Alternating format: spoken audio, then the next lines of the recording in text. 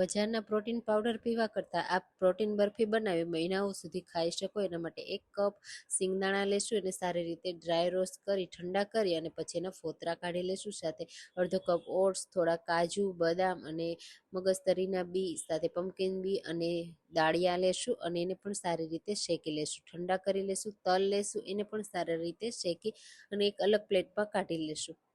અને પછી આ બધી વસ્તુ શેકાઈ જાય ને ઠંડી થઈ જાય ને એટલે મિક્સર જારમાં આ રીતે એડ કરી દઈશું. પહેલાં સિંગદાણાને અધકચરા આ રીતે કરી લેવાના, સાથે દાળિયાવાળું મિક્સર પણ એડ કરી એનો પણ પાવડર કરી લેવાનો. તલને હું અહીંયા નથી એડ કરતી, તલને આ રીતે પછી પાવડર થઈ જાય ને એટલે સાથે મિક્સ કરી દઈશું. હવે 1 ચમચી ઘીમાં 1.5 કપ જેટલો ગોળ લેશું, સારી રીતે મેલ્ટ કરી લેશું. અહીંયા કોઈ પાણી નથી એડ કરવાનું, કોઈ ચાસણી નથી કરવાની. આ રીતે ગોળ મેલ્ટ થઈ જાય ને એટલે મિક્સર એડ કરી સારી રીતે મિક્સ કરી અને બરફીનું મિક્સર તૈયાર થઈ ગયું છે. પ્રોટીન બાર આ રીતે બનાવશો ને તો ખૂબ જ હેલ્ધી ટેસ્ટી લાગશે.